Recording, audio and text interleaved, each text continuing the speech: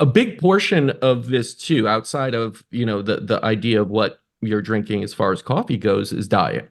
I've seen this a Yeah. lot too. Can you talk about, what you've seen as far as diets and what you recommend or to stay away from? Yeah. So I do actually take a look at my client's diet with a journal. And what I find to be the biggest issue, so I see mostly women, and quite often what I'll see is women who don't have good blood sugar balance. Mm, So what I'm recommending for them is really starting their day with a solid breakfast, yes. with some protein and some fat and some fiber. And when you start your day with a blood sugar balancing breakfast, it kind of sets the tone for the rest of the day. So then, for the rest of the day, you have a balanced plate. You have your healthy fat with a meal. You have your high quality protein and some quality carbs.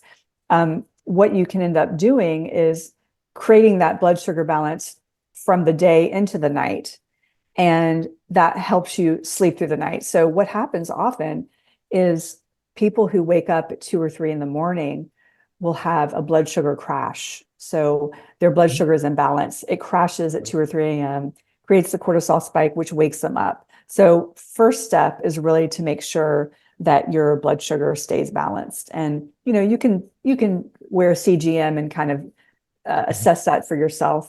As far as diet overall, they found that the Mediterranean diet is actually more of a sleep promoting diet overall. They've done these, longitudinal studies, and they think it's because the Mediterranean diet is comprised of healthy fat, some good protein, high fiber. And then recently I saw a study, I think it just came out this week, about ultra processed foods having some kind of link back to insomnia. So I thought that was interesting. And other Mm-hmm. studies are showing for sure that people with a higher saturated fat diet and a low fiber diet tend to have more sleep problems. Mm-hmm. Um, and then we want to look at timing of our last meal. So really, you're going to get the best sleep if you leave like at least a 3 hour window between your last bite and when you go to bed. I've even tested this out for myself on an Oura ring. The longer time block I leave between dinner and bedtime, the better my sleep, the deeper my sleep. So, and I know that sometimes it's out of our control. Like we're going out to dinner with friends and they want to eat at 8. So you just follow along and you just make adjustments. But if you can get yourself on a schedule where you're eating a little bit on the earlier side, I think most people are going to see some improvements in their sleep for sure.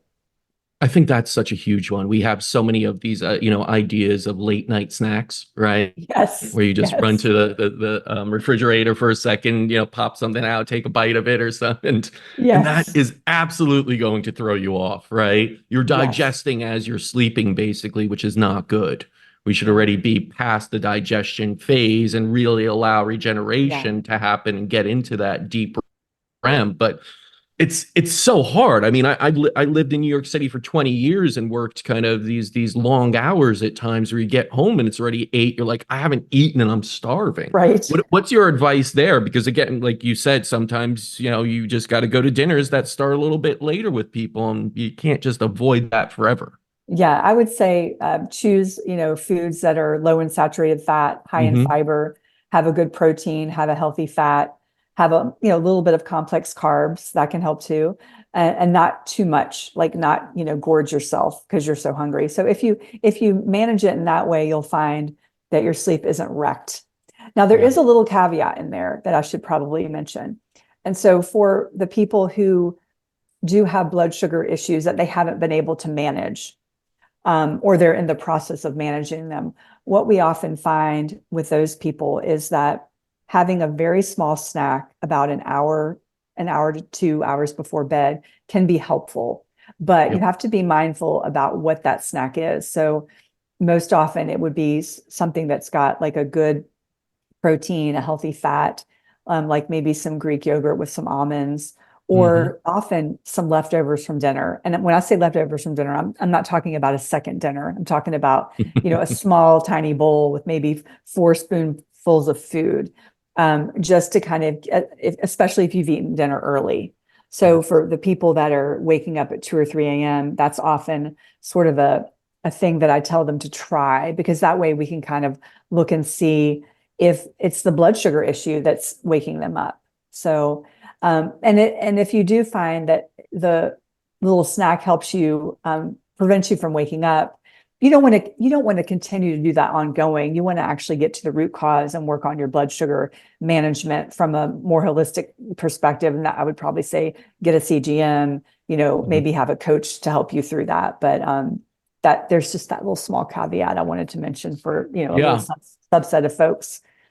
No, it's a good point to make. I once heard this hack from Tim Ferriss actually was chamomile tea with apple cider vinegar in it before you go to sleep. The ACV will actually start to stabilize glucose and blood sugar a little bit when you have it. Yeah. So hopefully you don't. Sometimes it doesn't work. Sometimes people have a reaction to too much. You gotta, of course, know Yes. yourself, right? And I Right. love when people like give me the exact thing you do. And it's like, well, it may not work for you that I use Right. 2 tablespoons instead of one. Like, try it out a little bit. You don't have Yes. to be so regimented as to what someone else is doing. Just figure yourself out to it, right? Is that something you work with people about as well? Is you got to figure this out for yourself too? Yeah, I mean, I think that's such a great point because what works for you may not work for me.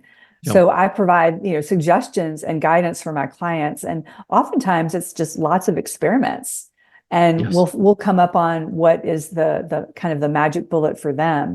Um, but there's often not like one magic bullet. It's often a compounding of small little changes through time that kind of create, kind of move the needle over time.